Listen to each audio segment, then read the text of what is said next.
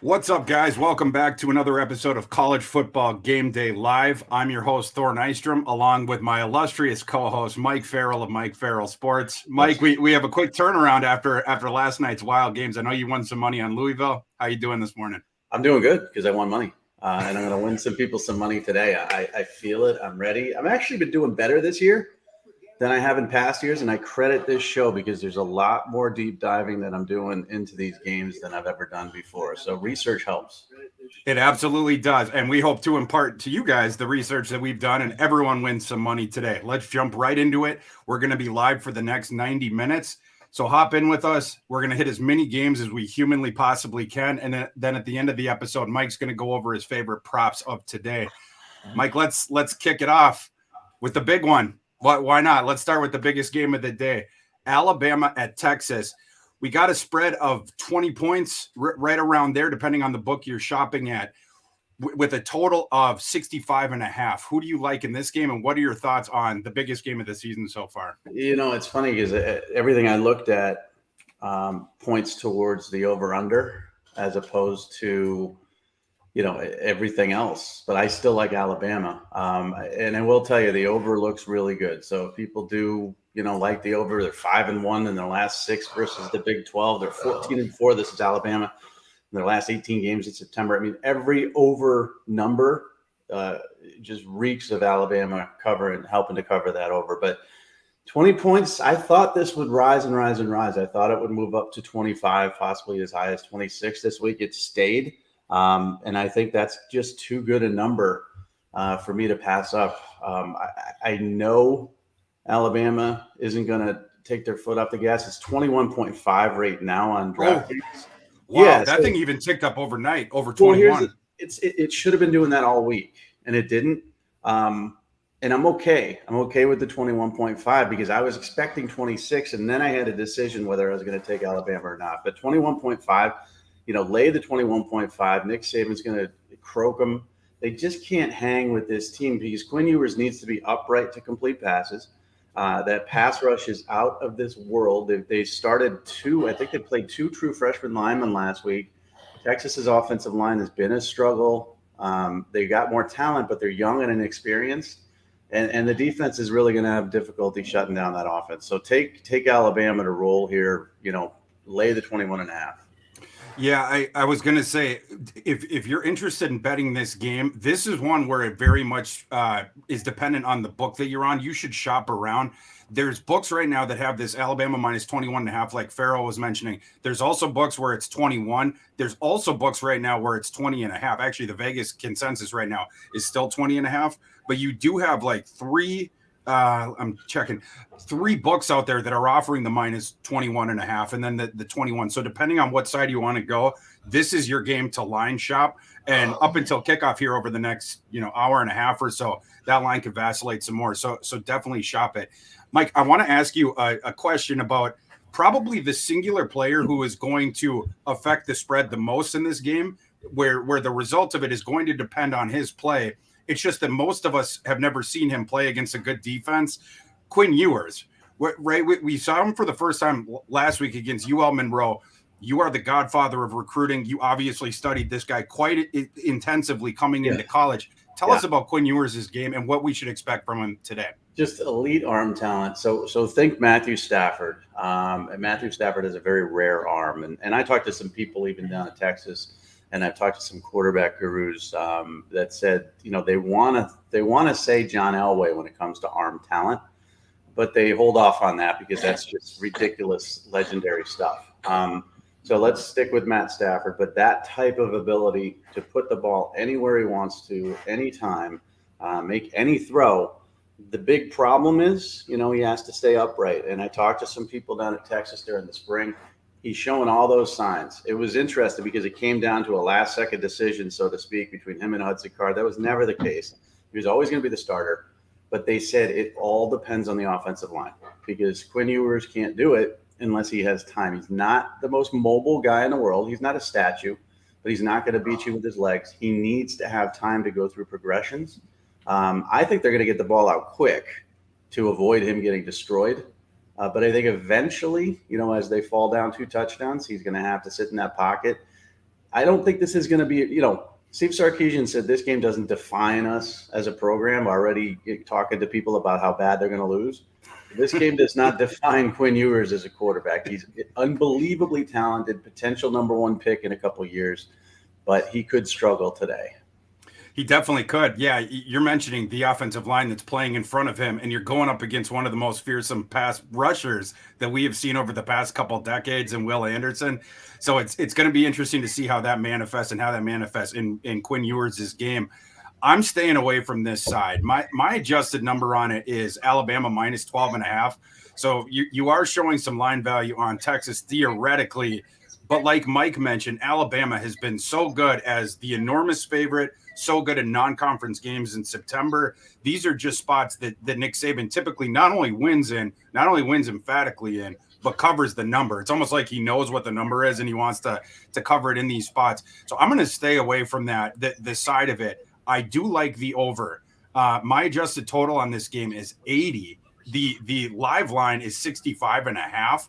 So I am showing enormous line value on the over, and whatever way it plays out, you would think that the game script is going to be pointing towards that over. I don't expect to see some sort of methodical chess match here. Both these teams love to throw. Alabama their offense looked awesome against Utah State last week. It's a different challenge this week, of course, but Texas's defense is not any great shakes. I think we can all agree on that. Moving to the next one, Mike. This one is just two teams in the SEC, which Alabama, Texas will be in a year or two. South Carolina at Arkansas. Arkansas has some injuries in the secondary right now, which I think is a sneaky thing to pay attention to.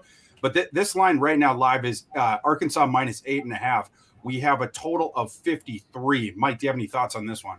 Yeah, so it is 8.5 live on DraftKings. And by the way, your over number is 64.5 now on DraftKings for the Alabama-Texas game. So I agree with you. I'm gonna parlay Alabama and the over. That's what I'm gonna do because I'm crazy. But this one, Arkansas. Okay, they were a touchdown favorite against Cincinnati, 6.5 kind of. I got them at 6.5, and they covered that. They're at home. South Carolina is a tricky team to try to evaluate, because Spencer Rattler looked good, looked bad at times. They don't have a lot of receiver talent. The running game is a little bit of a question mark as to who's going to emerge. They're an okay football team, maybe a 7-5, 8-4 football team, which is good. It's not great. Arkansas has a chance to be potentially a 10-win football team. I would not touch the line on this at all. 8.5, just no. I think Arkansas is going to win this football game.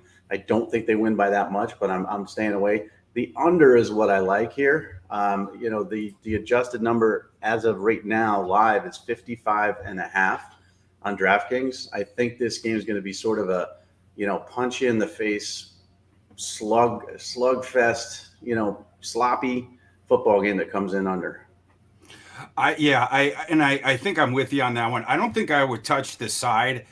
When I saw the line initially where it was only single digits, I was sort of leaning Arkansas just like on Sunday, with that. But then you start to read more into the injuries that Arkansas has in the secondary right now. I believe 2 starters are trending towards not playing for Arkansas. If that's indeed the case, maybe this could be a make good game for Spencer Rattler in his first SEC matchup. So there's a lot of different things going on with that. I toss that aside, and I'm going to focus on the same thing that Mike did. I think this number is a little bit too high, even with what I just said about the injuries in the secondary for Arkansas. It just feels like it's too high. My adjusted total on it is 48.5. Mike said that this morning this line is already up to 55.5. So my system is showing about a touchdown, a line value on the under. Yeah. I'm going to take it despite those injuries in the secondary. Yeah, Jalen Catalon, Miles Slush are both doubtful, and that's as of the last couple hours. So I agree with you there. There's a little bit of a question mark. I think Sam Pittman's going to do this. I think he's going to run the football and really try to play smash mouth and slow the game down. And C.J. Jefferson is a third running back, and Rattler's got. He wants to prove things, but sometimes he can press. Sometimes he can do too much. He had 2 picks last week. One was bad. One went through his receiver's hands, but just doesn't have the weapons here, I think. And the under number, I don't know why it keeps creeping up. I mean, this is good. So if you can get it right now at 55.5, hit the under hard. Totally agree with all that. The last game we were going to do of the noon Eastern kickoffs was Wake Forest at Vanderbilt, a game I put onto the sheet mostly so we can talk about the return of Sam Hartman. What do you got on this game, Mike? I got a prop on this one too later. So Sam Hartman's back. That's great for college football. I absolutely love it. I don't believe in Vanderbilt. I will never believe in Vanderbilt. I didn't even believe in Vanderbilt when James Franklin was there, and they proved me wrong, winning 9 games a couple of years in a row. But I just can't believe ever in Vanderbilt. So they're 2-0, but they're not a really good football team. I like Wake Forest to cover this, and I like them to blow them out, honestly. I mean, I saw at 13 at one point. Right now it's 13.5. So Vanderbilt's getting 13.5 at home. And I think that's because Hartman's playing in his first game. You always have questions about a guy coming off and shaking off the rust, and Vanderbilt beating at home, getting, 13.5. A lot of people I think are pushing towards that, but I'm taking Wake Forest here. I think they're going to beat them, 25 to 30 points. Yeah. With it now up to 13.5, this line opened at 6.5, right? That's when we didn't know that Hartman was going to be playing. When the announcement came out that Hartman was going to be playing, they took it off the board for a little bit. When they put it back up, it was 12.5. So that tells you the sports books think that Sam Hartman is worth 6 points on the line. I thought that was pretty interesting. And then it toggled to 13. It had briefly come down to 12.5 again, and now it's gone back up to 13.5. Seems like there's late steam on Wake Forest. If Sam Hartman is healthy, that team could get to looking back like we saw last year. I don't know if it's going to be right away in this game, but that's got to be a scary proposition. I would love to fade Vanderbilt, honestly, because they have about the most, well, it's not a fluky 2-0 start. It's just that they haven't played anyone. They are, what do you call it, a lamb in or sheep in, however, in Lions clothing. Something's clothing, right? Yeah, exactly. Like in the first game, they blew out Hawaii. But Hawaii we now know, is one of the 3 worst FBS teams in the entire nation. Last week, Vanderbilt beat, I think it was Elon. They beat an FCS team, but it was only by 11 points. Ray Davis, formerly Ramon Davis, I guess now he's going as Ray Davis. That's what everybody called him. But he's their one singular good player on Vanderbilt. The rest of the team, I toss them out. But I can't bet on the spread just because I don't know how Hartman is going to look in his first game back. So I'm staying away from that. And maybe this goes against what I'm about to say, but I'm going to go over. A part of that is I do like Wake Forest, of course, to win this game. Vanderbilt, though, has shown a little bit on offense between Ray Davis, between some of the other stuff. Now, they've been going up against terrible defenses, of course, in Hawaii and the FCS team. But Wake Forest does not have a good defense either. So I do think that Vanderbilt could get to the, theoretically the 28 or 31 points that we need of them to potentially to go over here. I suppose it wouldn't even be that high, maybe 24, with the implied line, whatever. But I do trust that Vanderbilt can at least get to that. They have pushed their way up at least to not mediocrity. Maybe we'll say competency. And they have a little bit on offense. So I'm going to go with the over on that, just avoid the side, because I want to see how Sam Hartman looks coming off the illness that kept him out of the first game before I end up betting on that. I won money last week. We didn't talk about the Elon Vanderbilt matchup last week. Of course we didn't. No, I won money. I took Elon. I've got a bad football program theory, and I talked about this with UConn, and they kind of bit me in the butt against Utah State. But it's a pretty good theory. If a football team is one of the top, 5 worst teams in college football, or one of the top 5 worst teams in Power 5, or a traditionally just horrible football team that will find ways to lose, always bet against them. And that's it plays out. I don't have the exact numbers, but over the years, and I did this with Temple back in the day and Rutgers and, just some really abysmal football teams, it's about 60-40. So I like Wake Forest to cover this. To your point, they scored 42 and 63, Vanderbilt did in the last 2 games against horrible teams, and they gave up 31 to Elon. So this could be an over pick for sure. I'm not going to parlay it, though, because the other part of it, never parlay a game with an awful football team. And that's greed. It's absolute greed. So I'd take Wake Forest in this game, but I'm not going to touch the over-under. Mike, we need to, at the end of the show, we need to have like a 10 commandments, Mike Farrell's 10 commandments of sports betting. Like, I feel like we would have some pretty good ones, some rules. And none of them are really thought out. It's just like, I have a best quarterback thing too, that we can talk about down the road, during the season. I got a lot of theories, I don't know if they work, but it's just logical theories sometimes in gambling work. Absolutely. Everyone, welcome back again to College Football Game Day Live, presented by DraftKings Sportsbook. We have an awesome offer for you guys if you sign up with DraftKings Sportsbook. College football has returned in all of its glory. Betting pros and DraftKings Sportsbook are teaming up to bring you a wild offer to start the season. You guys new customers can get $200 in free bets instantly when placing a qualifying bet of only $5 or more on any college football game. To get in on the action, just create your new DraftKings Sportsbook account using promo code CFBPROS.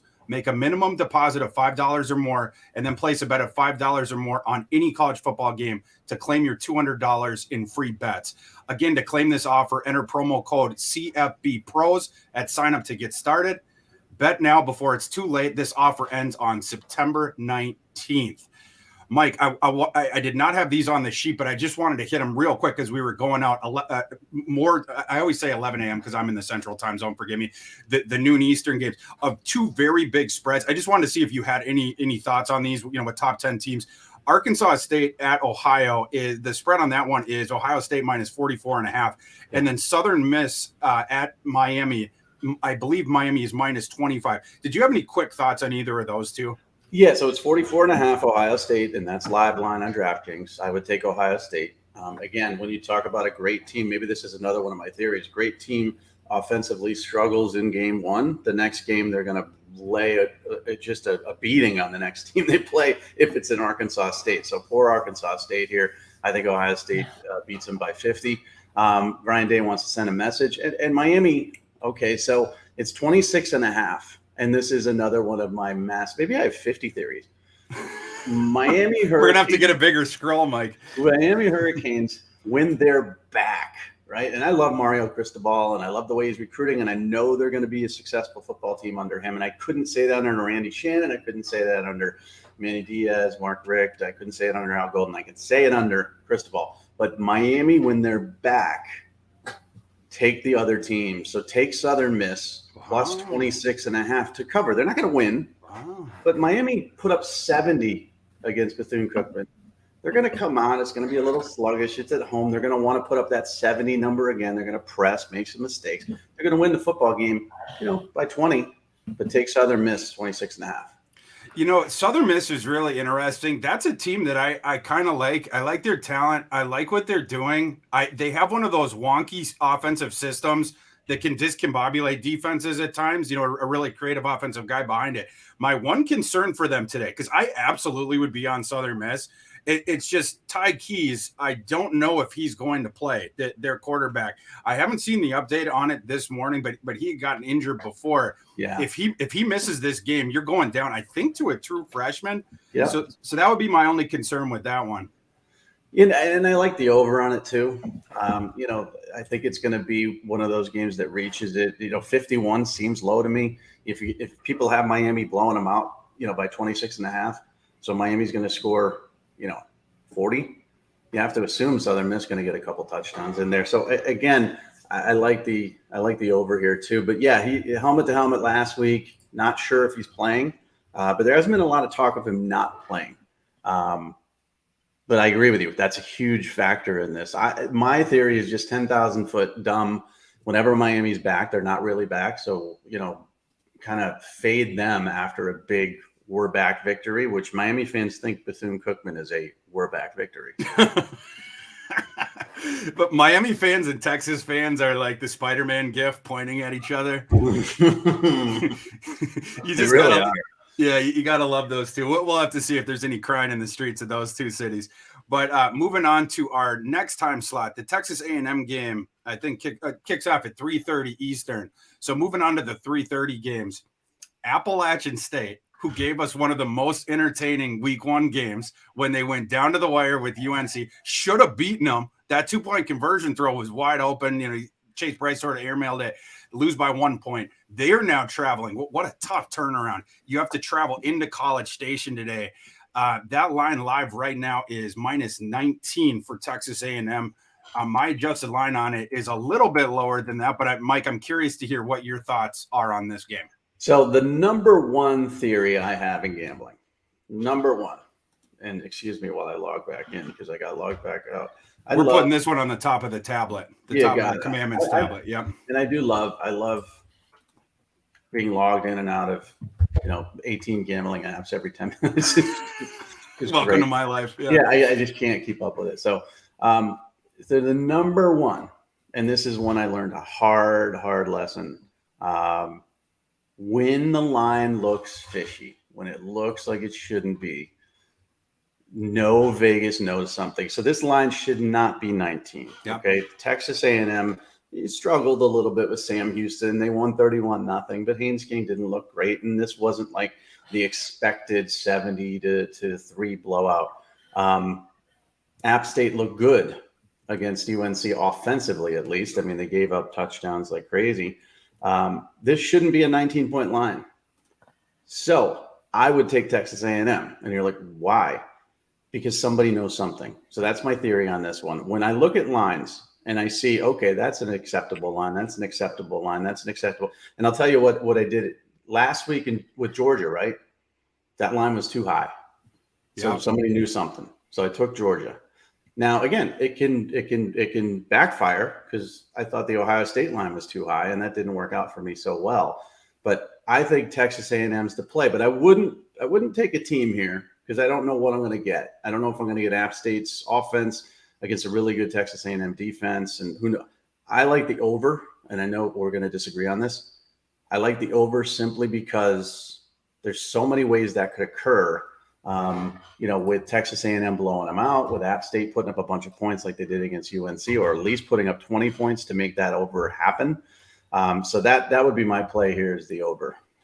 I think it's a great point what you're saying, where if you see a line and it appears fishy, it is incumbent upon you to think about it more, research it more, and at least try to explain to yourself why there's the discrepancy between what you think the line should be and what it actually is. It's like one of those like mirages, or like what do they put in for a raccoon? When you try to trap a raccoon, all you got to put is a shiny thing like in a cylinder, and it sticks its hand in and it gets stuck because it won't pull it back out. You do not want to just jump at sports betting lines if it feels like you're getting like an awesome deal, because there's always something behind there. Never an awesome deal. Exactly. Yeah, I'm not sure that Appy State has any major injuries that would explain this. But, Mike, to your point, my adjusted line on this game is Texas A&M -13.8. So, for me, A&M by 14, even up to maybe 17, 16 and a half, 17, I wouldn't have thought it was a weird line. But the fact that it dropped so high and has remained Texas A&M -19, it does make you think a little bit. And you have to remember, Appy State played in that ridiculous track meet with UNC, a team that doesn't play defense, doesn't even care to play defense. They just want to go to the OK Corral and shoot it out with you. Yeah. Appy State was running up and down the field, and they were playing great and scoring and stuff. But you come up just short in a game that you should have won. What would have been a program-defining type upset win, and you come up just short like that. Now you have to turn around and play this ridiculous top 10 Texas A&M team on the road in a very intimidating environment. I think that might explain it. That is a ludicrous turnaround. And so I'm not touching the side for the reasons that Mike stated. I'm just afraid of that. And the fact that it was dropped too high. I don't want anything to do with the side of this one, because I would be betting on Appalachian State and taking the points, but I just can't because that line is too fishy. What my bet on this game is going to be on the under. Mike sort of alluded to it. Going along the same lines of, first of all, both of these teams play kind of methodically. They can certainly put up points, but they're not rushing to try to get back to the line. So the pace of the game could be a little bit lower. And then under the auspices of the idea that Appy State plays down a little bit, I think those two things in conjunction could keep this score lower. Appy State's offense obviously played great last week, but what a difference between UNC's Swiss cheese defense and now you have to go and play A&M on the road with their defense. I like the under. Mike likes the over, so that we're on opposite sides of that one, but it should be an interesting game. And it's 54 right now, and that number will change a little bit, but to me, 54 seems a little bit low. Now, again, that could be my Vegas theory where somebody knows something and it shouldn't. It's too good to be true. But, I think this one's going to be interesting because, we completely disagree on the over-under, which doesn't happen a lot. No, it hasn't yet. But yeah, my system on this game has a 48.5 total that it popped out. So showing a little bit of value on the under. That both has to do with pace of play. It also is like we have like this this regression thing where it's like this year I think there's only 10% of the results this year have been baked in, and then you're baking in 85 to 90% of last year. That maybe go into that a little bit because Appy State, their offensive explosion wasn't factored as much into that as maybe later in the season if they do it several times or whatever. But that's where we're leaning, and a lot of it has to do with that pace of play thing. So it'll be interesting to see the efficiency and the explosion of both of these offenses. Game at the exact same time, 3:30 Eastern kick. The Tennessee Volunteers on the road are favored by 6.5, I think is still actually that thing's come down overnight. Now Tennessee is favored by 6. It had opened at like 4.5, Tennessee minus 4.5. It had jumped up to 6.5. Yep. Now it is toggling back to 6. I even see on some sports books it's 5.5. So it appears 5.5 right now. DraftKings 5.5. So it appears that money has filtered in on Pitt overnight. Mike, what are your thoughts on this game? This is a rematch of last year's shootout. I've got many thoughts on this, and none of them really equal a stand. I could make a point towards the over at 61.5, and you would assume with the way they played last year that these two teams would put numbers up that would equal the over easily. But I just don't know what we're going to get. I mean, the Tennessee offense is extremely talented. They put up a lot of points. Pitt has a good defense, but West Virginia exposed some things, in that game that West Virginia should have won. What it comes down to here is that I'm getting 5.5 on a game that's a toss-up to me as to who's going to win. So I'm taking Pitt because they're at home, and so I just it's one of those situations where if you took this game and you didn't have a spread at all, you would still be kind of 50-50 as to who's going to win the football game. So give me 5.5 because I don't know who's going to win. And they're at home. I just can't turn away from that 5.5 number. That was well said. Took the words right out of my mouth. I see this game the exact same. And so does my system, by the way. Now with late money that is filtered in on Pitt towards the end of the week, we saw even more overnight, like I just mentioned. But my system has a line on this game of Pittsburgh minus 2.8 points. But, like we're right around, whether you see that or whether you see it, pick them like stuff like that.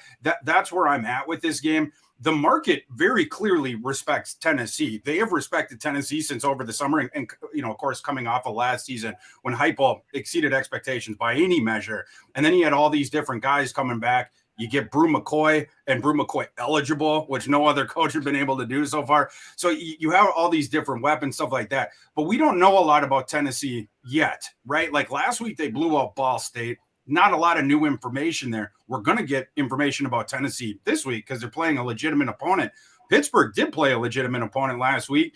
They more or less outplayed West Virginia. They did need that late pick six, in order to win. But they, in my opinion, they had outplayed them to that point. One interesting part about this game is arguably their flashiest offensive player last week was a guy that sort of emerged where, I'd expected him to be the second guy in their committee. But last week, he took over the lion's share because he was playing so well. Rodney Hammond. Rodney Hammond gave them a different element as well. It wasn't only the slashing with the running. He was also really good as a receiver and was doing absolutely, damage to West Virginia. But then he takes a targeting hit, an illegal targeting hit that got a kid tossed, and Hammond ended up injuring his leg on that. He is not going to be playing today, which allows Israel Abanikanda to now he's going to get all the touches. He was the heralded recruit that they had signed. I expected him last week, like I said, to be leading off that committee. But because Hammond was playing so well, he takes a backseat to Hammond. Now he's going to get back in there. Outside of that, there was one other guy in Pittsburgh that was nicked up, Deslin Alexander, but he's more of a rotational guy, and I believe that he is going to be back in this game. So they should be fine on that account. But even factoring in the loss of Hammond, you wouldn't downgrade Pitt by more than a point for that, and maybe not even up to a point because of the backfield depth they have. So even so, my system would, even if you deducted a point, they'd still have Pittsburgh -2. I definitely like Pitt. I've been higher on Pitt than the market. I think the market just expects the wheels to kind of come off for Pitt, after they lost Kenny Pickett, of course, and Jordan Addison, their offensive coordinator as well, to Nebraska, and also their wide receiver coach, Brennan Marion, to Texas, who we just talked about. But Pitt, the replacements they got at wide receiver and quarterback, pretty good, and Slovis and Mumfield. They have that deep running back room that we just talked about. We'll be a little bit short this week. But again, the guy that we expect to be the top guy is going to be playing. And I think that defense is pretty solid. I think that Pitt has enough on defense where they could give Tennessee problems. Not enough to suppress scoring in a huge way, but they're not going to be a sieve here. Tennessee is not going to be marching down the field at will. One thing to keep an eye on, Pittsburgh has an awesome pass rush.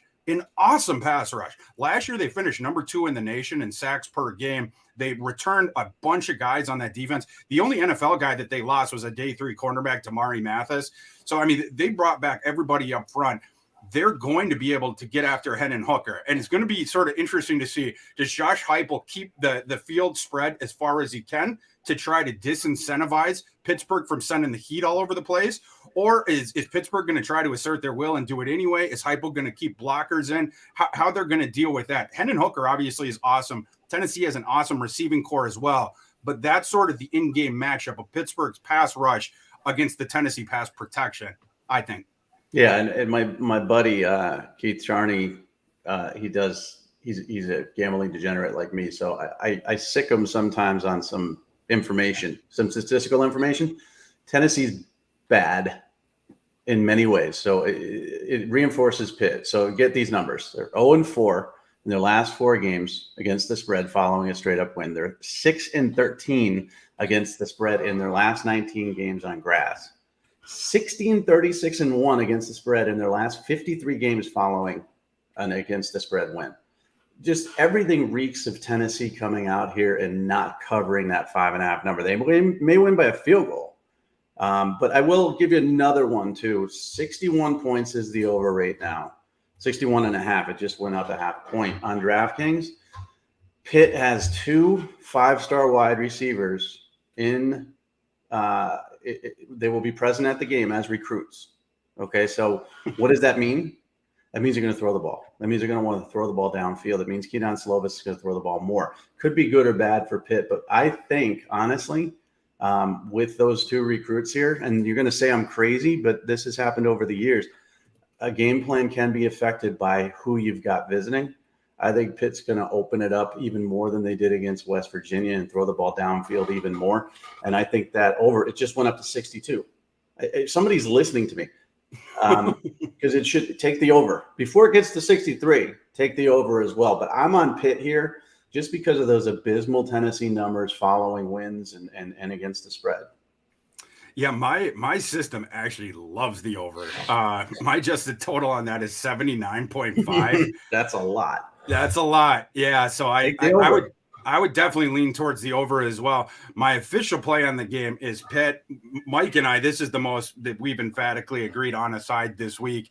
And, people sitting out there, they might be thinking, well, Mike and Thor, wasn't it just 10 minutes ago when you guys were talking about lines that are, mysterious with, when they come out and they're a little bit more to the other side and you should think about them a little bit more. For sure, yes, we did. But this game, you can explain that discrepancy by public perception. The public has been higher on Tennessee and they have been lower on Pitt. I think that's all it is, right? Yeah, this game doesn't. I go through the spreads and I go, okay. Wow. Texas A&M, wow. 19. This didn't hit me at all. This honestly, the money line for Pitt plus 180 is kind of intriguing as well. They could win this football game. This is a pick'em that should be a high scoring game. And with that said, take the 5.5, take the over and make yourself some money. This does not reek to me as somebody knows something. Yeah, and Mike, I love your theory. I did not know that about the 2 5-star kids that are going to be there. We're definitely putting that on the tablet. That's what I'm here for, man. That is a great theory. Visits, if you got a quarterback, let's say you got a 5-star quarterback visiting, you're going to throw the ball. You got a 5-star tight end. You're going to target the tight end 3 or 4 more times in that football game. Trust me when I tell you, it's not something that's really sat in meetings about, like, oh my gosh, we got this kid coming in, we better do this. It's just natural. It's just natural because the wide receiver coach, right? He's the one recruiting these kids with the offensive coordinator. And those two guys got it in their heads that these kids are coming and we're going to want to show them a great offense. And that's going to lead to a little bit more aggressive play calling. It just happens. It's organic. It's not planned, but visitor lists sometimes for Pitt, like Ohio State, Alabama, they have 5-stars every weekend coming, but for Pitt, that's a big deal. They haven't had 5-star wide receivers visit 2 of them in the same weekend ever that I can remember. So that's going to factor in. For sure. Yeah. And we know they had the Biletnikoff winner last year. We know that Narduzzi was not happy when Lincoln Riley went and plucked him out. Narduzzi's starting to like his receivers. Pitt has put together a very deep receiving core in recent years. And like I just mentioned, he was able to sign Kanata Mumfield from Akron, not as a 1-for-1 replacement for Jordan Addison. You can't replace Jordan Addison 1-for-1 with almost anybody in the nation. But I will mention Kanata Mumfield last year finished in the 96th percentile per PFF in gaining separation against man coverage. He's just a kid we haven't seen a lot because of the level that he was playing at. It might be the Kanata Mumfield breakout game coming tonight. Speaking of big games, this is the one that I'm most excited for today because I'm an Iowa alum. I got my Iowa shirt on, everything like that. The Cyhawk game, Mike, the annual Cyhawk game. Iowa is favored. This game is at Kinnick Stadium. Again, a 4:00 Eastern kick. Iowa is favored by 3.5. We have a total of 40. We have a total like it's a service academy game, which is probably justified. Mike, what are your thoughts on the Cyhawk game today? Okay. I mean, Iowa's offense is – first of all, I just want to let people know they can ask questions in the chat, and we'll probably answer a few of those throughout. So if you have a question, if you want to make money, I'll only take 10%, maybe 15% if I'm right. If I'm wrong, it's all on you. You got to pay yourself. So, we will take questions in the chat as well. Yeah. I hate this game as a college football fan. I hate it because come on. It's going to be so ugly. It's going to frustrate me. Now, listen, I get old school football. I get, 14-10, knuckle punch football games and, but not now. I don't get it anymore. I'm not the whole Frank Beamer meme when they, what did they do? I forget what it was. Was it the 3-3 game? They go to overtime and he's excited. I hate that. I hate that Iowa's offense sucks so bad. Yeah. I hate that Iowa State has no semblance of offense anymore either after losing, obviously their quarterback and tight end and running back.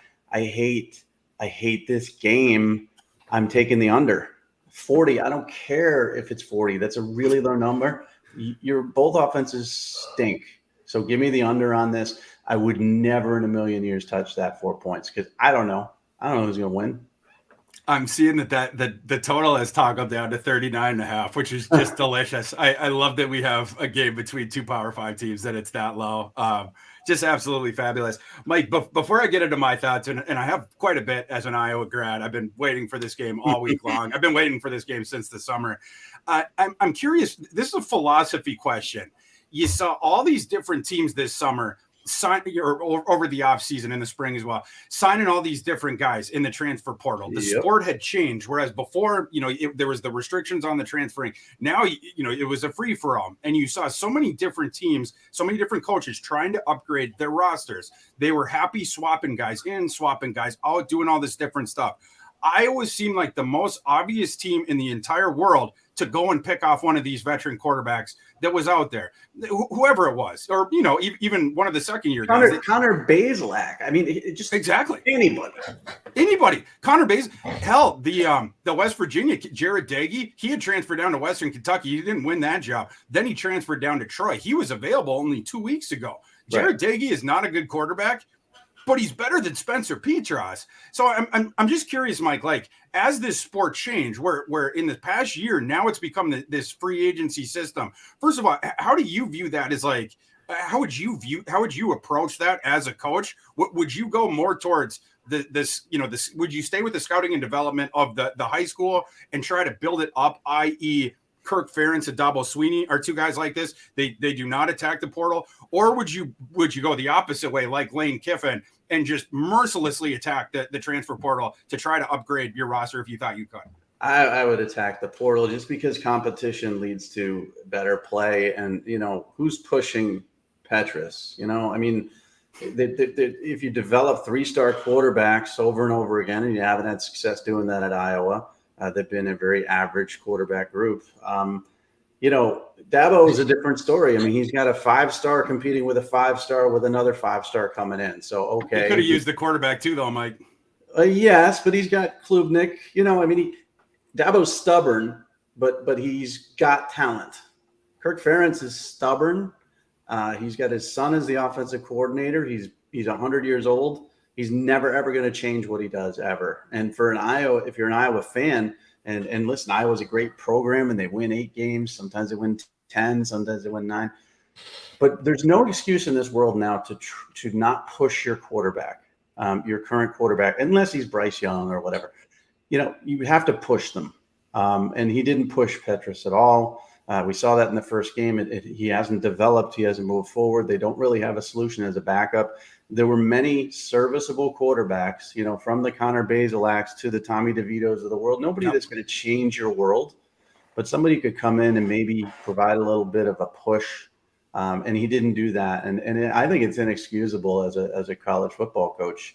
They don't hit the portal. It's not just quarterback. They don't hit the portal. And guess what? Everybody else does, and you're going to start falling behind greatly unless you can recruit like Dabo with top 10 recruiting classes, which Iowa can't do. No, they can't. Yeah, and to your point about Petras, you have this Padilla kid behind him who we saw last year couldn't play. You sort of knew the body of work to Petras to this point. Like at this point, he's had this is his 3rd year as a starter. So this was an example where it was very, very surprising. This game, I do like Iowa though. I mean, like the whole national media is everybody's mocking Iowa's offense and everything like that, and I totally get it. I think that this might be the worst offense of the Kirk Ferentz era. If it's not, it's 1 and 2. But I'm totally with you guys on that. But here's the thing. This is maybe the best combination of defense and special teams that Ferentz has ever had at Iowa, and that's what he does, right? And this could be the best version of it. Iowa's defense is absolutely nasty. It's going to be top 5. It might even be a top 3 defense. And their special teams is awesome too. And the thing of like trading possession and playing the field position game, it's going to work for them against most opponents. Certainly not all. They have put a ceiling on themselves because of the decision that they made not to go out and try to sign a different quarterback and try to upgrade some of those offensive positions. But against most teams that are as talented as them, maybe a little bit more talented than them, and certainly the teams that are less talented than them, playing the field position thing, because you have a future NFL punter, this Australian Tory Taylor, has a monster leg and is really good at the coffin corner stuff. So that, you saw that against South Dakota State where Iowa was just run with their backup running back because Gavin Williams missed last week. But they go 3 and out, and then this Taylor kid would push him back or would pin him inside the 5-yard line, and they go 3 and out, and then this Taylor kid. Oh yeah, but yeah. So what I'm thinking was, as far as the offense goes, last year Iowa didn't have any offense in this game either. I think they only had 160 yards of total offense against Iowa State, and yet they ran away with the game. I mean, that game was over very early because they forced all these turnovers out of Brock Purdy specifically. I think that the final was maybe by 10 points, but Iowa State had scored some touchdowns late in the second half to make it a little bit more of a respectable final score. But Iowa is not going to need a good offense or even an FBS average offense to win some of these games, to cover some of these games. And this Iowa State team, in comparison to last year's, you have lost a whole bunch off of what you had on that team. They lost Brock Purdy, who I just mentioned. They lost Breece Hall. They lost Charlie Kolar. I think they lost 3 starters on their offensive line. And I believe they lost 8 starters on defense. Last year's Iowa State team that was the veteran team that Matt Campbell had been building towards. Now, they underachieved a bit relative to expectations, of course, but all those guys are gone now. Campbell has filled them in with interesting prospects for sure, but Matt Campbell also did not attack the transfer portal. Iowa State had a bottom 15 in the nation transfer portal class, according to the 247 composite. So it wasn't like Matt Campbell was going out and trying to get plug and play starters to replace the longtime veteran starters who had just left.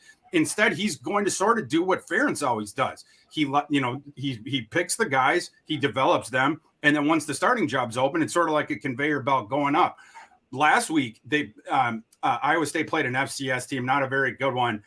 So we saw the debut of Hunter Deckers, their quarterback, Jarrell Brock, the running back, and a whole bunch of other guys too. Deckers and Brock played pretty well, but it's about the opposite kind of atmosphere playing a bad FCS team in Jack Trice, as opposed to now going and playing a top 5, top 3 national defense in Kinnick Stadium in what is going to be an extremely hostile environment.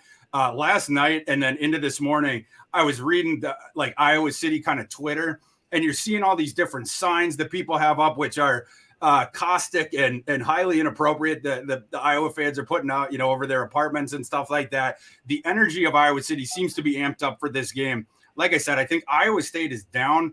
I think Iowa more or less is what they were last year, probably even a little bit better, since most of the cast of characters came back, and the defense I think is even better. I do like Iowa to win this game. I think Iowa State is going to have all kinds of problems moving the ball against them.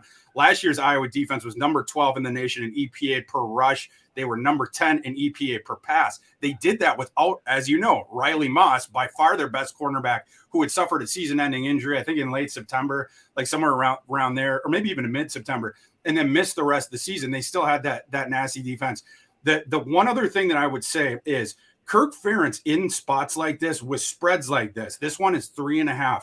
He has traditionally done very, very well, and recently even better in Iowa's last 16 games with spreads of 3.5 or less. Either way, whether they're the field goal favorite, field goal dog, whatever.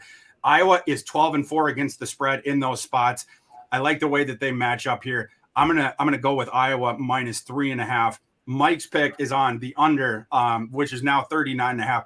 I'm not going to touch that one. My system does have 51.5 as the adjusted total on this game, but there's no way I'm touching that after I watched Iowa fail to score an offensive touchdown last week against South Dakota State. I can't do it. It's 40 now on DraftKings, and it's going to keep flipping back and forth between 39.5 and 40 and whatever. But the reason I like the under, and the reason I was smiling, because you just mentioned a punter and coffin corner. Yeah. And that reeks under to me, because there's no way on any game you should ever mention a punter and his ability to put it in the coffin corner. So I like my under even better. And there's only one team where you would have more information on and talk more about, and that's Kansas. That is as deep a dive as Iowa for Iowa as you could possibly go. This game to me is just going to be ugly garbage, and I get it. The atmosphere is going to be awesome, but South Dakota State, the atmosphere wasn't awesome, but it's still Kinnick, and they came in and they didn't care. The atmosphere can't make your offense good, So coffin corner under 40, and that number stinks, right? It's horrible. 40 points. That's very low. Between the two teams that are Power 5 football programs with Division I players on their team, they should be able to go over 40 easily. Yeah, but, I mean, it truly is a service academy total, isn't it? Yeah. I mean, listen, I've seen nothing from either of these teams to tell me that they're going to be able to move the football against each other. And I see a 10-7 game. Just ugly. Yeah, we might get that. Last week we saw the 7-3. So we'll see about that. Moving on to this game is in the same time slot, 4 p.m. Eastern. Houston traveling to Texas Tech. Although, actually, I think this one is in Jerry's world now that I think about it. But Houston playing Texas Tech. We have a live line of Texas Tech. I think they're minus 3.5, unless that thing switches. Oh, it's toggled up to 4 at most books. Although there's one book out there that's hanging a Texas Tech minus 3, but most of them are at 4. But anyway, Mike, this game, Texas Tech being favored by, we'll say 4 against Houston. Who do you like in this one? They shouldn't be favored at all. I honestly, they should be a pick 'em. or Houston should be favored. Houston's a better football team. There's really no home field advantage, I think, in Lubbock that much. I think Houston is the pick here for sure. Getting 4 points, with Clayton Tune and what we saw, they had a tough game against UTSA last week. They're kind of battle-tested, battle-ready, in my opinion. And they've got this, your Power 5, but we're coming into your conference, chip on your shoulder. So a ranked team getting 4 points on the road against the team, I like Joey McGuire. I think he's going to recruit well. They beat Murray State pretty badly. But there's really no reason for me to lay 4. I'll take the 4 and maybe even the money line if I feel dangerous, because it's plus 150 and Houston could win this game outright. Yeah, and speaking of the money line, you mentioned that with Pitt too, a game that I agree with you on. I definitely agree with you on this one with Houston. Maybe later in the show, we should, before we sign off, we'll start a new segment about long shot parlay of the day, and we can put some of these money lines of underdogs together. Because I think it's interesting tossing, Houston, Pittsburgh. There's a couple ones that we're going to talk about here in a second where I like the dog. Toss 3 or 4 of those together. All of a sudden you're pushing, 40 to 1 or whatever. So maybe we'll do that here in about a half an hour. I do like Houston as well, just like Mike. My adjusted line in this game is Houston by 2.2. And what's interesting about the discrepancy that we're seeing with now Texas Tech being favored by 4 points is Texas Tech starting quarterback is not going to be on the field. Tyler Shuck, who is Mr. Breakable, Mr. Glass, I suppose you would say, is injured again. He injured the exact same shoulder that knocked him out last September for the season. We'll see how long he ends up being out this time. At least for Texas Tech this time around, you're more equipped to deal with his loss than you were last year when they didn't have a lot of experience around him. Then Donovan Smith, got it. He got his time and everything like that. By the end of the year, Donovan Smith was playing really well. He had a couple different games where he blew up. He was the Liberty Bowl MVP for sure. I remember watching one of the other, I forgot if it was against Baylor, who it was against, but he looked great. Last week he looked good too. Donovan Smith coming in off of the bench. He's a big dual threat who's the son of he was the running back coach. He might have left over the offseason, Donovan Smith's dad. I forget about that. But he was sort of a legacy kid in Lubbock. The program likes him. But Tyler Shuck was the guy you would think that would be a better fit for the air raid system that they had brought in. The Joey McGuire and all those guys. Zach Kitley, of course, the offensive coordinator last year at Western Kentucky that coaxed that record-setting season out of Bailey Zappi. He is now the offensive coordinator at Texas Tech. They were planning for Shuck to be their starting quarterback all season. So it's interesting that Texas Tech is getting this much respect the first week playing without Shuck, even though, like I said, I will concede that Donovan Smith is a better backup than almost any FBS team has. He's certainly a top 150 quarterback in the nation. Donovan Smith probably is he might be a top 100 quarterback in the nation, but Texas Tech certainly sees it as something of a downgrade, seeing as though they started Tyler Shuck. Either way, I do like Houston in this game. Houston did lose a lot on defense over the offseason. Last year, their defense was awesome. They lose Logan Hall. They lost Marcus Jones. They had lost David Anai. They lost several starters and several high-impact starters on the defensive side of the ball. But on offense, they brought back most people. You brought back Clayton Tune, Tank Dell, most importantly, Keyshawn Carter. They did have a running back that had gotten injured in the offseason, but they like the guys that they're working with now, Brandon Campbell and Tajon Henry. And the receiving core is awesome. And Clayton Tune now is one of those veteran guys who has seen every different kind of scenario and puts up points every single game. So I do like Houston in this game. And just like Mike, I like them to spring an upset that I actually will not see as an upset at all. Yeah. And, Joey McGuire did tell me that he liked all his quarterbacks. Remember there was some first round talk of show, heading into the summer and all this other stuff. Joey McGuire knew he had good quarterbacks and he knew he had a good backup. He knows he's got a talented young quarterback. Now he's the backup. I think he's confident in that. It's just a number. It's not Texas Tech. It's just a number. Houston's a really good football team. And, I just like them getting 4 points. Why are they top 25 if they're going to have to lay 4 points? And I know polls mean nothing, but that just doesn't make sense to me. I think they're a better team.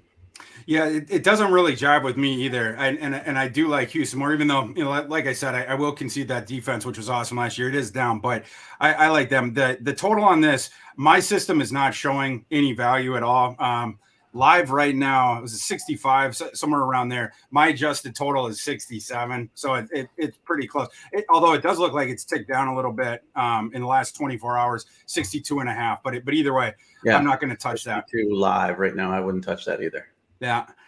So both Mike and I like Houston to win that game. Moving to the next game, Virginia at Illinois. Illinois is a team that these past 3 weeks, every single week, it seems like Vegas is putting out a weird line on them. To me, this one is no different. Live right now, they are favored by 4.5, unless that thing has changed overnight. It's 4. Okay. Yep. So Illinois hosting Virginia in Champaign, 4-point favorite. Mike, what are your thoughts on this one? Well, this was another one where I saw the line and I couldn't understand why. Illinois lost to Indiana last week. They're not a great football team.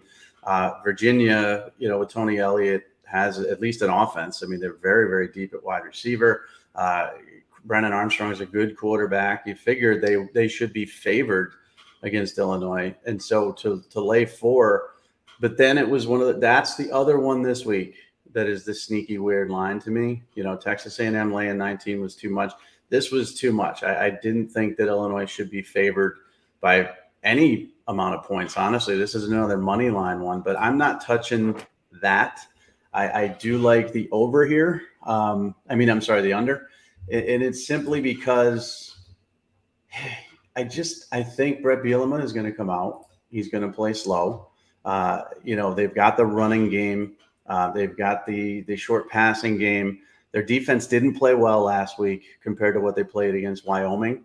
And I think the defense is going to bow up a little bit. They're going to keep everything in front of them. They're not going to let Virginia make any big plays.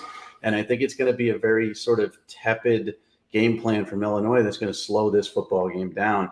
And Virginia is going to go a little bit higher pace. But I just don't see them reaching that 57 number. Now, if you take my Vegas theory, you should take Illinois because somebody knows something, because there's no way they should be laying 4.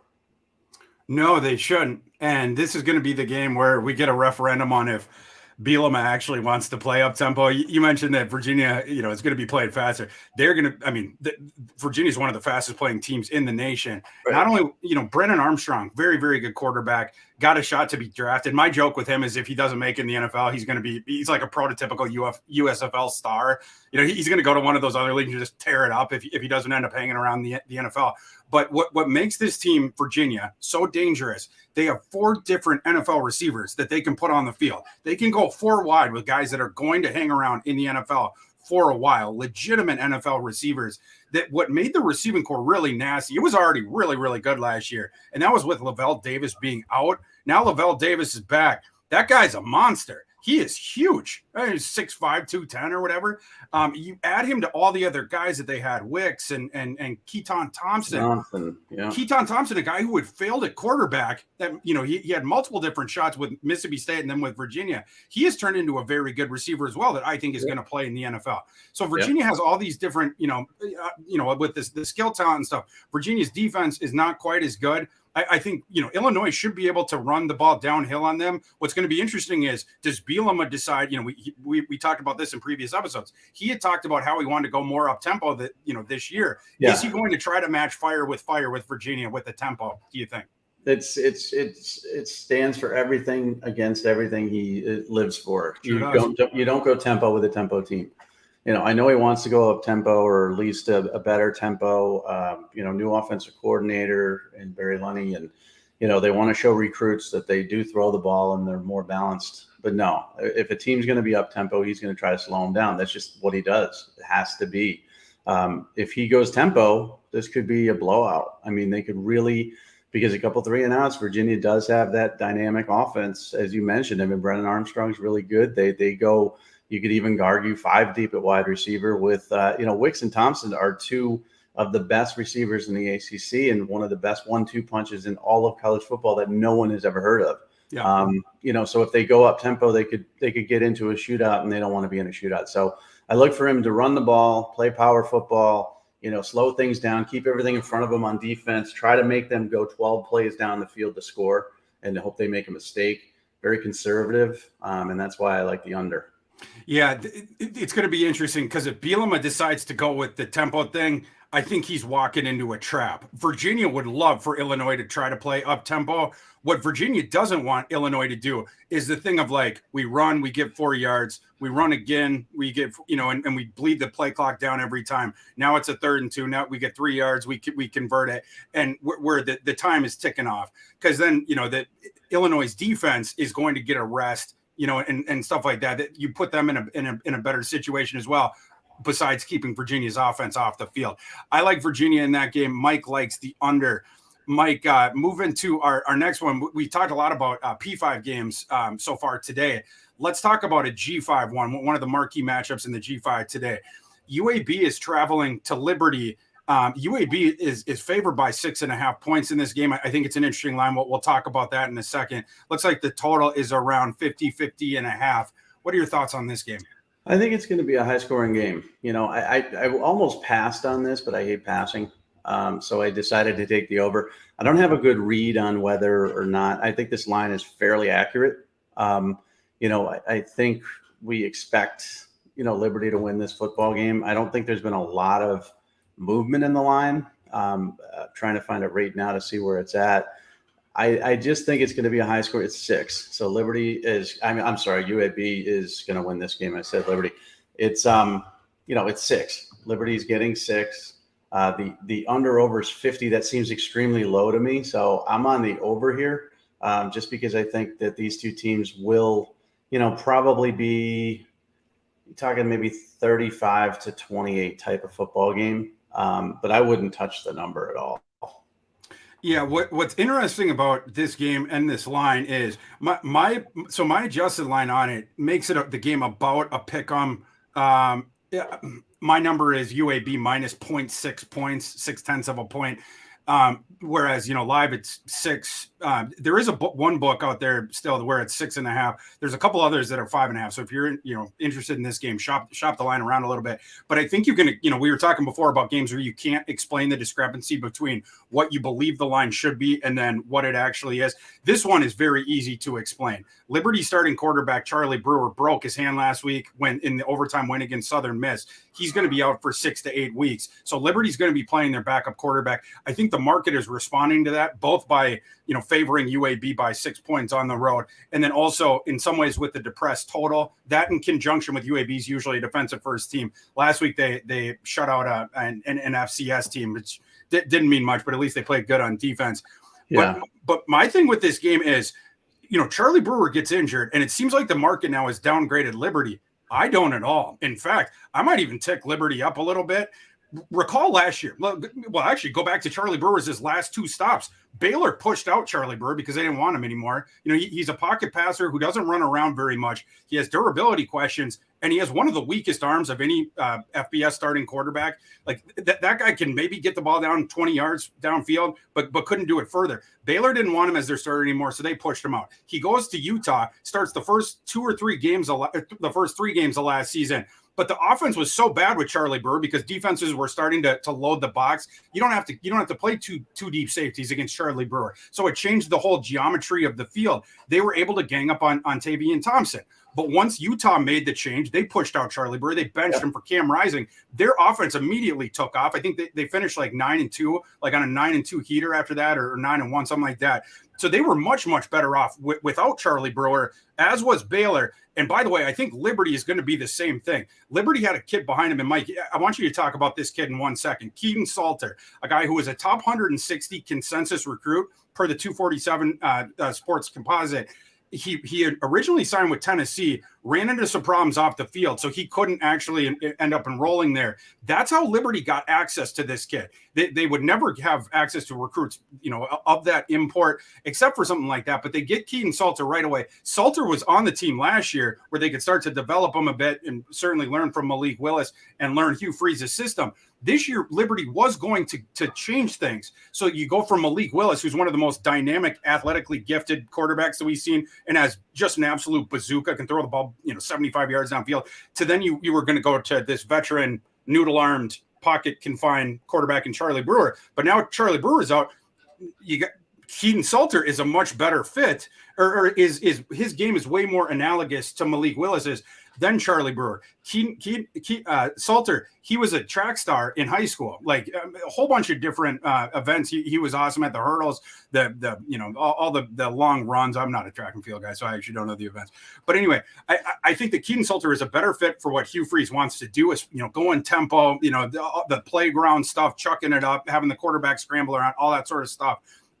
To me, it is not a downgrade going from Charlie Brewer to that kid. Again, I think Liberty might even play even better. And one other thing that I wanted to point out about this game, UAB has been awesome and has been a revelation ever since they reinstituted their football program. I thought Bill Clark was one of the most underrated coaches in the nation. But remember, Bill Clark unexpectedly stepped down over the summer because of health complications.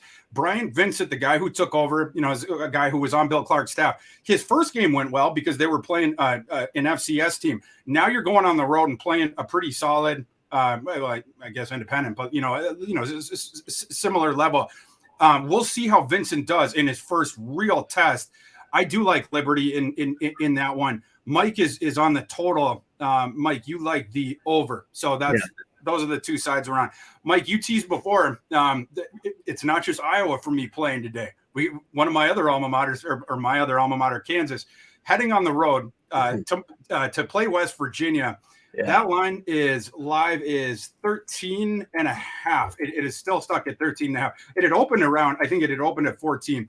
It's toggled down to 13 and a half, but stayed pretty static there. Mike, I'm going to give you plenty of thoughts on this game, but let's hear yours first. Yeah, and going back to UAB, Dwayne McBride missed last week. He's back. And to your point, Salter is a more dangerous quarterback. So that's why I like the over, because I think that 50 number is a little bit low. So with McBride back for UAB, they'll be rolling a little bit more. And Salter, he wasn't a Tennessee level quarterback. He wasn't the top 160 quarterback. He wasn't a 4-star kid in my mind. Oh, you don't like Salter? No, not at Tennessee.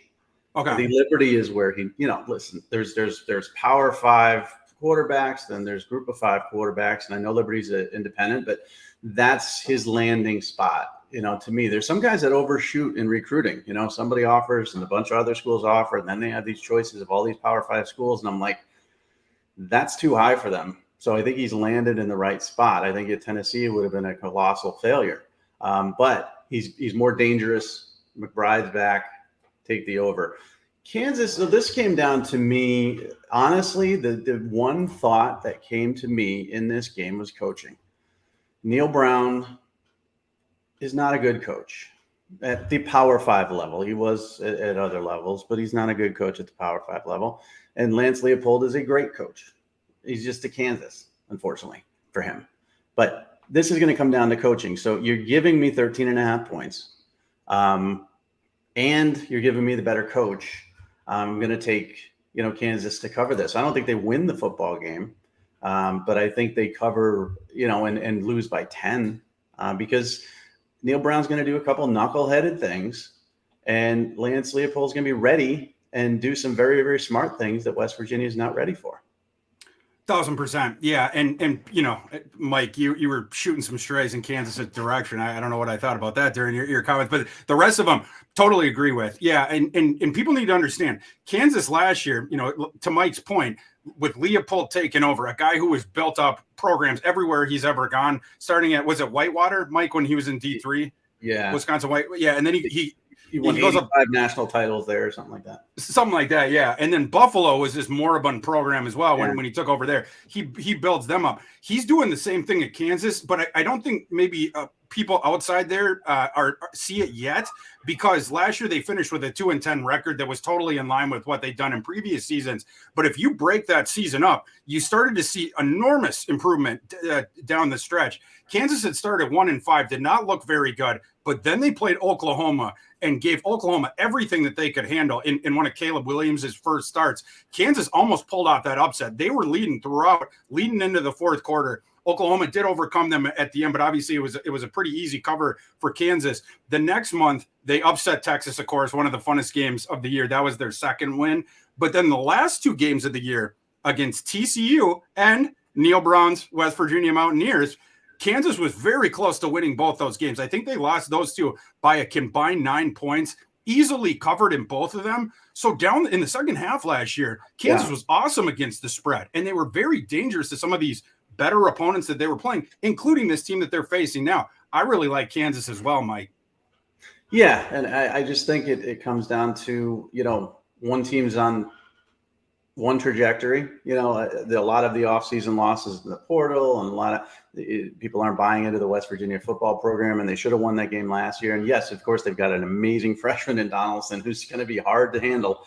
But Kansas is on that little bit of we kind of believe in ourselves. And it started with the Texas game. And you mentioned the 3-point loss to TCU, the 6-point loss to West Virginia.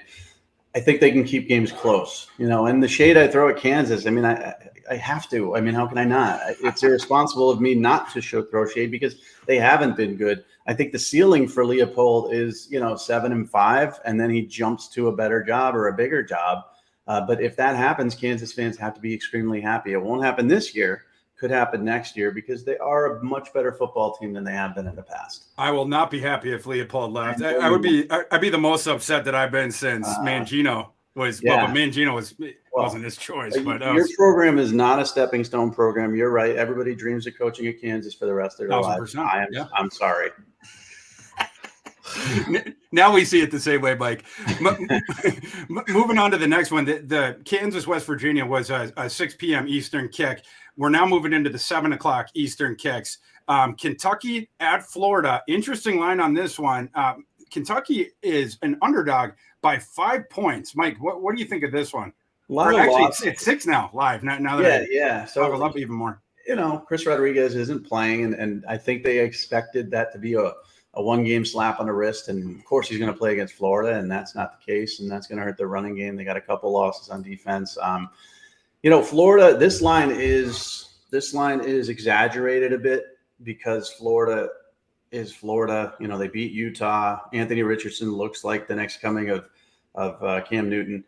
It's exaggerated, and I'm still going to take it. I still like Florida to cover the 6 just because what I saw from them against Utah was a physical football team that wanted to play for their coach and believed in their coach. He made some, not so smart decisions down the line. He didn't make anything dumb, but they all believed. He left too much time on the clock. Utah should have scored a touchdown, or at very least should have kicked a field goal to go in overtime. He perhaps didn't use Anthony Richardson enough in the zone read when it comes to keeping the football, because he's 6'4", 230. You can't be tackling, he can outrun everybody. But I think despite that, they played physical, they played hard, and that's what you're going to see from them. Kentucky's a physical football team as well, so this could be a smash mouth type of game. But the X factor here, Will Levis, I like, okay? Arm of goldenness. NFL scouts are going to drool. I talked about Quinn Ewers' arm. He's got a similar arm.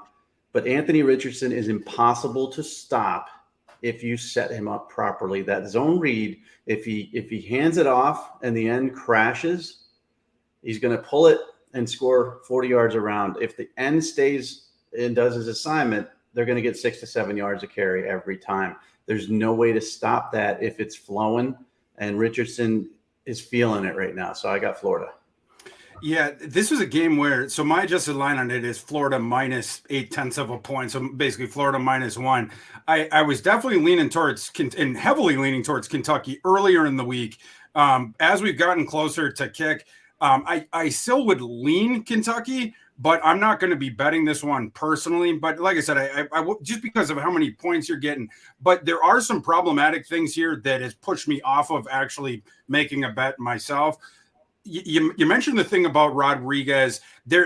We weren't sure in the offseason, was it going to be 1 game? Was it going to be 3 games? It seems now like it's going to be 3 games, but Kentucky's been really weird about addressing that publicly. They're just not. So we actually don't know. Like next week, we're going to have to play this roulette with them again. The other problem for them was they had brought in the kid from, was it Colorado, Ramon Jefferson. Yeah, Ramon Jefferson, very, very good player. Very good player.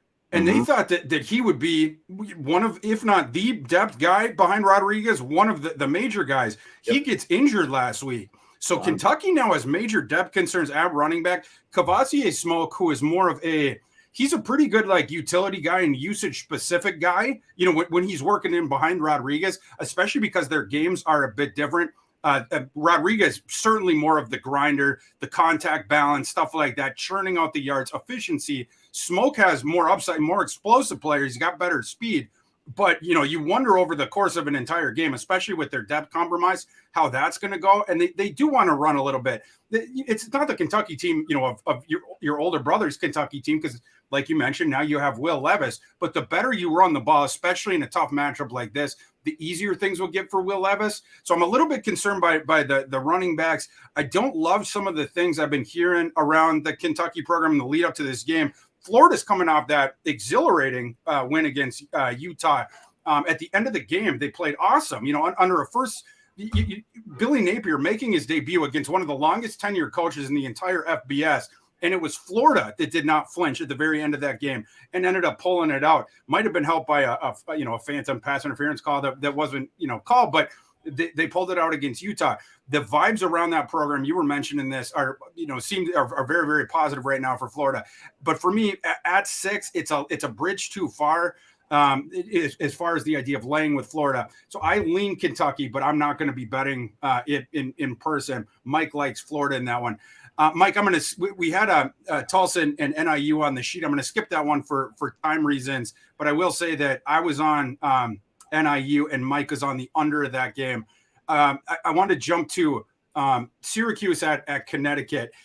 This was a game where I felt like the line was off from the jump. I still think it might be a little bit too low. You're not going to skip this game? I mean, come on.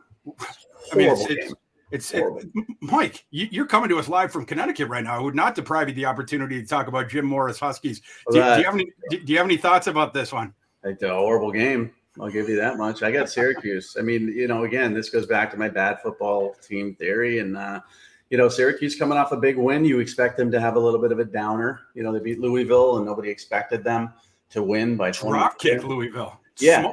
You know, but here's the thing. UConn's 10 times worse than Louisville. So, you know, I have to just assume, even if Syracuse comes out and they don't play as high as they should or have a little bit of a letdown or whatever, that they're still going to cover this spread because, again, it goes back to UConn being bad. I don't know. The under is intriguing to me as well, to be honest with you. But I would take Syracuse. It's a big line to lay. I get it. Syracuse is not a good football program. I get that too. But I just think that, sadly enough, this is like local recruiting battles that they're trying to win here for players in the state of Connecticut and New York. So Syracuse is not going to take their foot off the pedal if they can win this game big.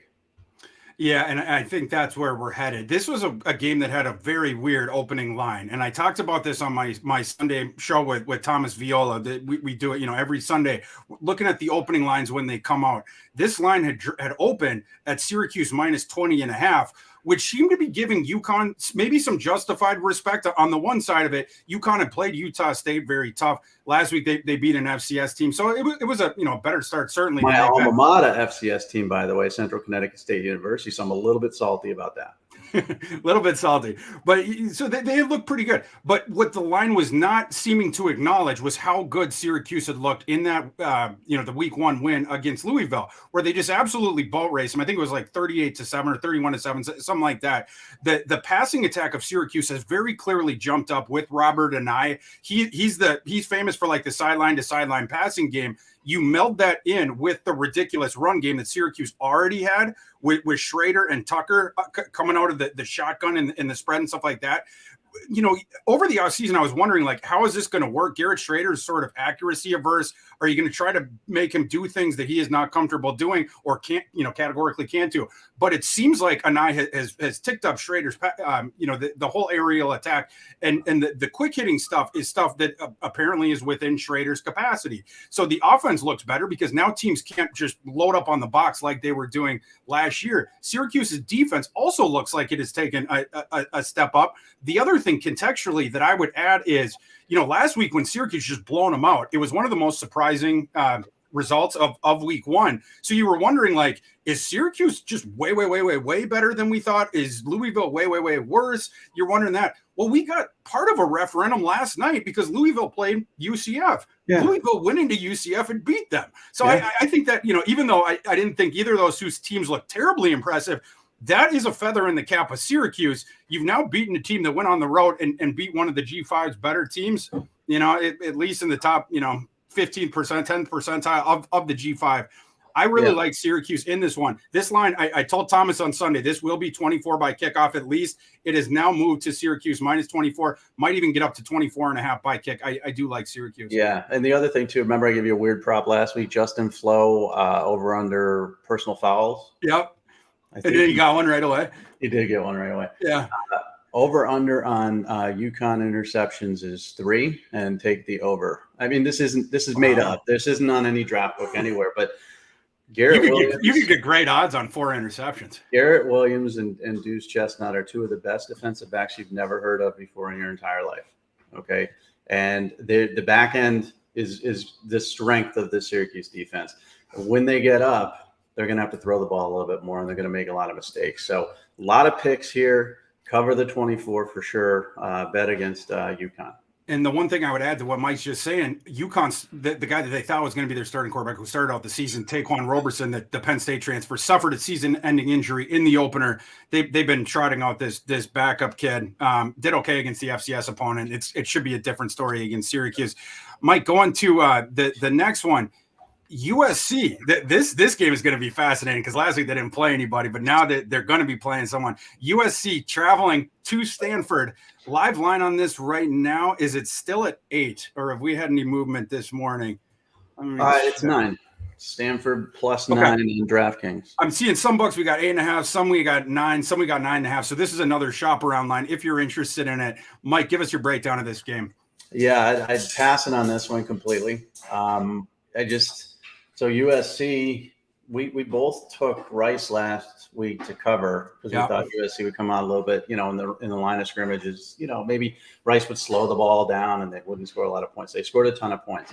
Stanford is Rice on steroids. They're a bigger, better version of that. They're going to play, smart football. David Shaw wants to run the football, play power football. Tanner McKee is a very good quarterback, but he's going to, obviously play within himself as every Stanford quarterback does. I wouldn't touch it. I mean, if I had to, I would take USC to cover the 9 just because I like what I saw last week. But I don't like the over. I don't like the under. I don't like the spread here at all. I would run from this game. Yeah, this is a great informational game that, just like Mike, I think I'm going to be avoiding as well. The bet that I'd lean towards would be the under of the total. And let me get the live one because the under 64.5 for under DraftKings. Okay. It looks like some other books right now. There's a lot of 66 out there. There's a 66.5, 67. I would lean the under. I'm probably not going to bet it.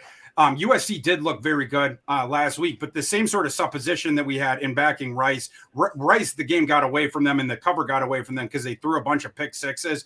Tanner McKee, you're not going to get the free gifts from Tanner McKee. Tanner McKee is an NFL quarterback. Stanford is also going to slow the clock down and stuff like that. We mentioned that Lincoln Riley's offenses do not play at the pace that people think. So these are actually 2 fairly slow-paced teams. I think that could lead to a closer game. Stanford also, of course, more talented and should match a little bit better against USC. I'm not touching that thing.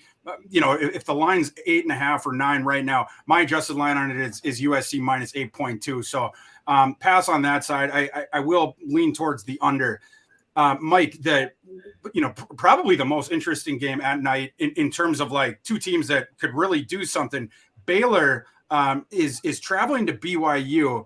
BYU does have some health issues that we can talk about in a second. That's part of the reason that this line is now toggled down to 2.5. So BYU is favored by 2.5. They were favored by like 4.5 a couple of days ago, though. What are your thoughts on this game? Yeah, I mean, their 2 top wide receivers are out. Jaron Hall is very, very talented, but Puka Nacua, I think, makes that offense go. And the chemistry that he has with him and Hall it makes him a much less dangerous football team. BYU is tough to play on the road. I just think Baylor's speed is going to win out in the end. Baylor is a very fast football team. BYU not. It's one of those situations where if if Jaron Hall had his guys, and I think they could possibly win this football game. But this is a pick 'em. I mean, 2.5 is a pick 'em. And I'm taking the better football team, even though it's on the road. BYU looked better than I expected against USF. I'm still waiting for USF to be good. And Jerry Bohannon, oddly enough, was the quarterback starter there, lost the job at Baylor. And so there's slight connections there. They handled Bohannon no problem. But I don't think they're going to be able to keep up into the fourth quarter with the speed. I think it wears them down a little bit. Yeah, all the sliding doors with the transfer thing is what your last comment just evoked to me. Like we had talked about how Charlie Brewer had gotten pushed out Baylor, like Bohannon. Then what happened with Brewer? Then Baylor, they push out Bohannon now because they like Shapen. They announced Shapen as Blake Shapen, the quarterback, as the starter coming out of the spring, knowing that was going to lead to Jerry Bohannon transferring. Bohannon was the guy he was the reason that they won the Big 12 last year. Baylor is very, very high inside the building on Blake Shapen. This will be his first test of this season, but of course he has been battle tested against really good defense. Like I said, that, Big 12 championship game, etc. BYU losing the 2 receivers, I think, is enormous. They played without Gunnar Romney in the first game, but Nakua was a guy that early on in the game against USF, you could see how much over the offseason they had prepped to get him involved in every aspect of the offense. Like Mike was saying, it's not just as a receiver and all the different things he can do at the different levels of the field. They were getting him involved with all these manufactured touches early. They gave him 2 jet sweeps in the first quarter. The first one he runs for a long touchdown. The second one he runs for like an 8-yard touchdown. Then they tried a 3rd jet sweep with Nakua in the first quarter. And this time USF knew what was coming. They swarmed them, and that's when Nakua got injured. Without both those guys, now you're going up against a Dave Aranda defense, a nasty defense, a team that beat you last year as well. You might not have the weapons that you need to move the ball. Aranda is fine with this being a lower scoring game. That's not what BYU would prefer. I'm not sure that they're going to have a choice now with the lack of weapons that they have. They're going down there on the wide receiver depth chart. We'll see if they end up running the ball more, but keep in mind, Baylor has a first-round nose guard. The kid that they Aranda brought over from LSU with them is an absolute stud in the middle of that defense. The injuries specifically are what is now pointing me at Baylor. My line on this one, this wasn't considering the injuries, but before it was BYU -5. But again, that does not consider the injuries of Nakua nor Romney, nor how that's going to manifest in this matchup against a really nasty defense. I've been bullish on Baylor throughout. I like Baylor in this one. Mike agrees with me. So yep. we got 2 Baylors. Mike, the last game that we're going to talk about, and we'll do this one really quick so then we can hit your props and then get everyone off to their Saturday. The late game, Mississippi State at Arizona, a game that opened up with a line of Mississippi State -7.5, which appeared to be short at the time. Yeah. That one is toggled now up to 11. Who do you like in this one? See who I picked? See? You changed my mind in 1 week. You're back. You're back on the fish train. Well, it's the line itself. I don't think they're going to win this football game. But I was a little bit worried about Cowing and his health. I had heard some potential, injury issues in the fall. But Delora and Cowing look like they've been playing together for 40 years, and, right. and they're getting 11 at home. Mississippi State's defense isn't that good. It's going to be a shootout. I think we all expect that, but you give me 11 on this Arizona team that beat a pretty good San Diego State team. I don't think that's a bad football team. So I've turned my thinking completely around after being humbled last week in betting against Arizona. I love it. Yeah. And we got to see some of the manifestations, like you were mentioning, of Jed Fish's work over the offseason, a guy who had signed a top 25 high school recruiting class, top 25 transfer portal class. To your point about Jacob Cowing, that kid is for real. That kid is going to play in the NFL for a long time. His explosiveness must really sneak up on defensive backs. He's one of the quickest accelerators in the open field that you'll see. He's one of those punch the gas guys where he can just like erase angles immediately. And like I said, I think it sneaks up on defensive backs. Maybe later this season after guys watch him torch people over and over again, it won't so much. But early on, he looked great with Delora. Arizona, like we were talking about, Lazzie, they've upgraded at so many different positions.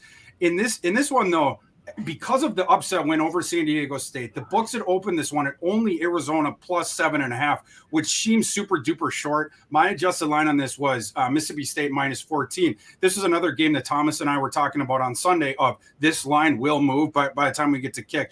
I thought it was going to get up into the double digits. It has. It was at 11 for a little bit. Now it looks like it's at 10.5. So now there's a little bit of buyback on the Arizona side. Mike, it's funny. You're going on to Arizona after not liking them last week. I liked Arizona last week, but I'm jumping off them this time. So we'll see if Fish ends up burning me this time. But I do like Mississippi State. Of course, I liked them way more when the line was 7.5. But even at 11, I'm still showing 3 points of line value on the Bulldogs. Arizona, of course they beat San Diego State, but I want to see them now going up against this SEC team having to defend across the field. I think that could be a different thing too. Mississippi State plays completely differently than San Diego State does. San Diego State is basically like Wisconsin with palm trees, in the downhill physical running game. Obviously, you guys know Mike Leach. It's all about the air raid and spreading the field out. So it's a different assignment for Arizona this time around. Even at the 11 or the 10.5, I'm going to side with Mississippi State. Mike, we've almost reached the end, but I would be remiss if we did not talk about your props for the last couple minutes of the show. Yeah. Which props do you like today, looking around the player props? So, Sam Hartman, under 301.5 yards passing. Oh, versus okay. Vanderbilt, you're laying 115 on that. So, it's a minus, but so there's many different reasons this could happen. Vanderbilt could be better than I think they are, which I don't think they are. Sam Hartman may have a limited playbook because, he's rusty or he's just coming back. It's his season opener. Or he could be sitting, they could be blowing him out and he might not play the entire fourth quarter. So a lot of things point to under 301.5 there for me, even though Vanderbilt isn't very good. Bijan Robinson over 69.5 rushing yards versus Alabama. That's a minus 105 also. And you'd think, okay, they're not going to be able to move the ball against Alabama. They're great. Well, Alabama has tremendous linebackers, great edge guys. They're solid up front too. But they're going to want to keep Quinn Ewers alive. They're going to want to keep him upright, and they're going to have to do that with the running game. He didn't hit my number last week.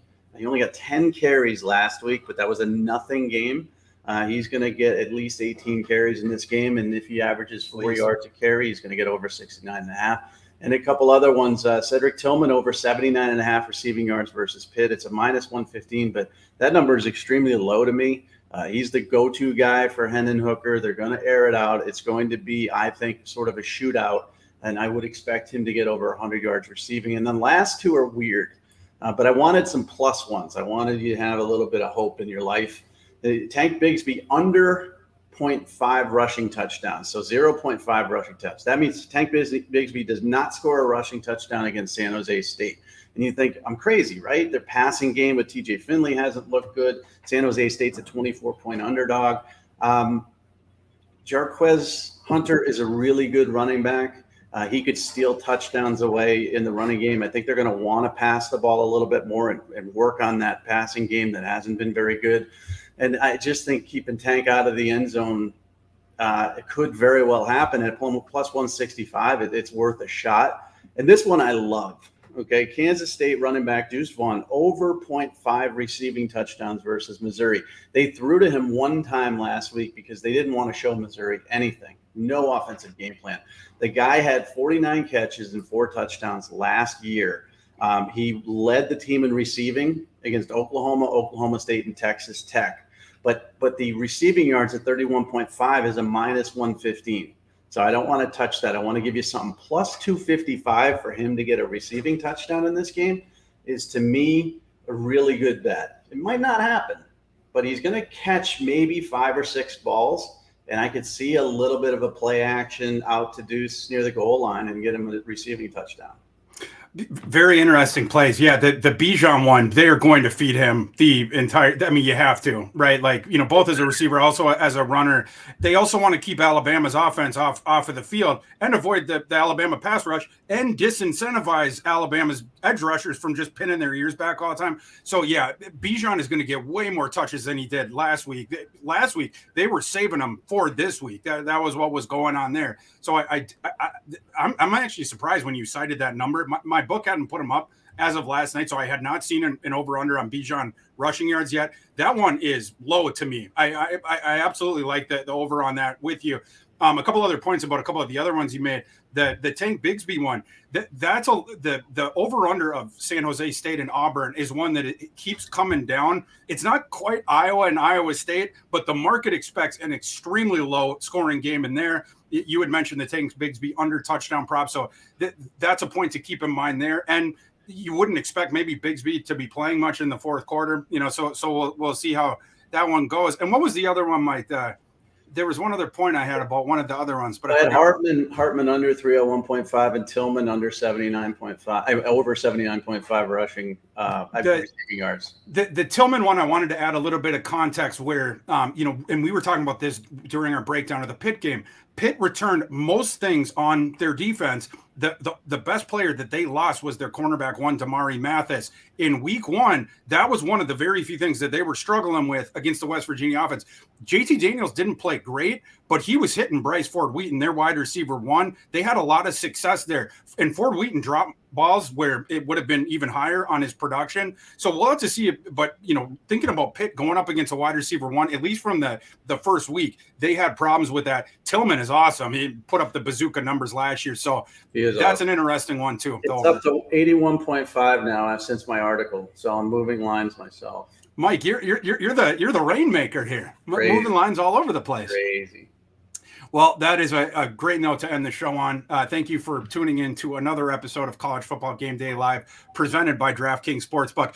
Again, if you just put in $5 or more, or if you put in $5, you get $200 in free bets. If you place a $5 qualifying bet on a college football game, all you got to do is put in the code CFB Pros at sign up. You have until September 19th to take advantage of this offer, but I would just take advantage of it today. You get 200 free bucks. Yeah, and you got 9 more days of this, and you've got obviously college football, NFL. Get it while you can.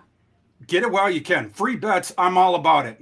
Just adding to your ROI and all that sort of stuff. So take advantage of that. I'm Thor Nystrom. For my friend Mike Farrell over there of Mike Farrell Sports. Thanks again for tuning into College Game Day Live, and enjoy your week too.